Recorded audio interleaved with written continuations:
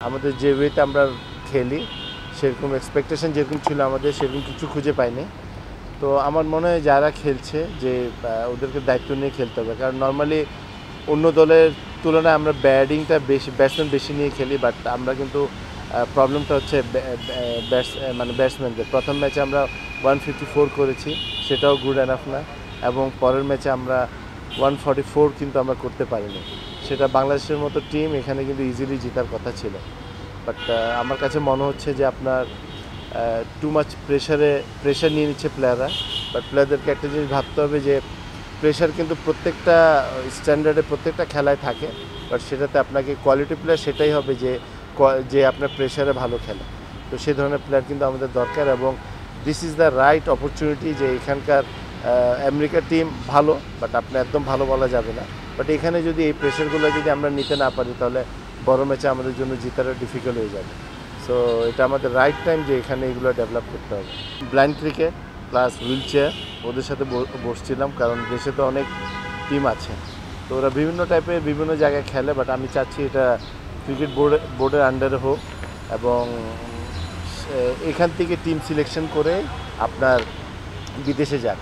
কারণ অনেক ক্ষেত্রে দেখা যায় অনেক ইন্ডিভিজুয়ালি টিম নিয়ে যাচ্ছে, ক্রিকেট বোর্ড থেকে সহযোগিতা চায়, এবং ক্রিকেট বোর্ড কিন্তু প্রচুর টাকা এদিকে দিচ্ছে। বাট ইনফ্যাক্ট মানে ওটা ইন্ডিভিজুয়ালি হচ্ছে, বাট আমি চাচ্ছি সেটা যেন একই অ্যাম্ব্রেলার মধ্যে, যেভাবে আমাদের ন্যাশনাল টিম আছে, যেভাবে উইমেন্স টিম আছে, ওইভাবে যেন আমরা ডিজাবেল টিম আছে, হুইল চেয়ার আছে, তারপর ব্লাইন্ড ক্রিকেট আছে, ওদেরকে আমাদের আন্ডারে টুর্নামেন্ট করবো। ওখান থেকে ভালো ভালো যারা প্লেয়ার আছে ওদেরকে আমরা বাংলাদেশের নামে বিদেশে পাঠাবো। তো সেটা নিয়ে আমাদের মিটিং ছিল। আমরা নেক্সট মান্থের 3-4 তারিখের দিকে আমরা আপনার হুইল চেয়ারের টুর্নামেন্টটা শুরু করতে যাচ্ছি ইনডোরে। তারপর আমরা ঈদের পরে আমরা ইনশাল্লাহ ব্লাইন্ড ক্রিকেটটা করব। আমরা প্রত্যেক বছর একবার করে টুর্নামেন্ট করব, এবং এখান থেকে যারা ভালো খেলবে ওদেরকে আপনার যখন বিদেশি টিম যায় ওদেরকে পাঠাবো। প্লাস এরাও তো ডিজার্ভ করে অনেক কিছু, তো চেষ্টা করব ক্রিকেটের মাধ্যমে এরাও যেন ফাইন্যান্সিয়ালি কিছু হেল্প পায়। সেটা আমরা আস্তে আস্তে প্ল্যান করছি, আস্তে আস্তে সেটা আমরা বাড়াবো। বাইরে যদি কোনো টিম যায় সেটা আমাদের আন্ডারে যাবে এবং বাংলাদেশের নামে যাবে, এবং আই এম শিওর যে আমাদের এখানে অনেকেই ভালো প্লেয়ার আছে যারা হুইল চেয়ার, ব্লাইন্ড, তারপর ডিজাবেল।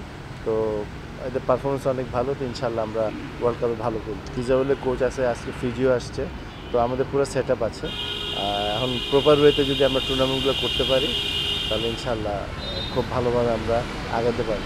গত বছর আমার ঠিক জানা নেই, মানে আমার মনে নেই, আপনার 10-12টার মতো টিম হয়েছিল, বাট 10টা টিম হয়েছিল ফিজিক্যালি। আজকে যেটা দেখলাম আমরা আজকে ব্লাইন্ডে যেটা আমাদের প্রায় অলমোস্ট 21টা টিম, এবং আপনার হুইল চেয়ার হলো প্রায় 10টার মতো।